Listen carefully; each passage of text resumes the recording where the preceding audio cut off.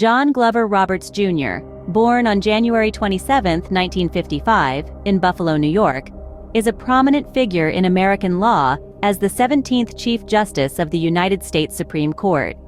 Raised in Long Beach, Indiana, Roberts showed early academic promise. He graduated summa cum laude from Harvard College and then attended Harvard Law School, where he served as managing editor of the Harvard Law Review. Roberts clerked for Judge Henry Friendly on the U.S. Court of Appeals for the Second Circuit, and then for Associate Justice William Rehnquist of the Supreme Court.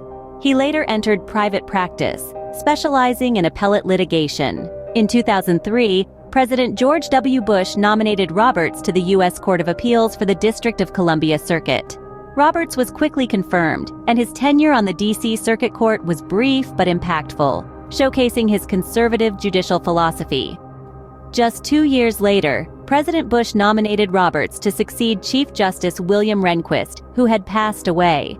Roberts's confirmation hearings were relatively smooth, and he was confirmed by the Senate in a 78-22 vote, becoming the youngest Chief Justice since John Marshall. As Chief Justice, Roberts has been noted for his judicial pragmatism and commitment to institutional integrity.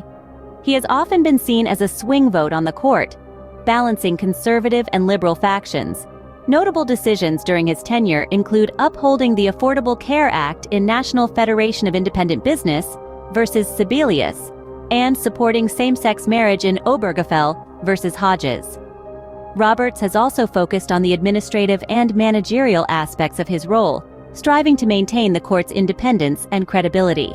He has overseen efforts to modernize court procedures and improve public access to judicial proceedings. Outside the court, Roberts is known for his quiet and reserved demeanor, rarely granting interviews or speaking publicly on non-judicial matters.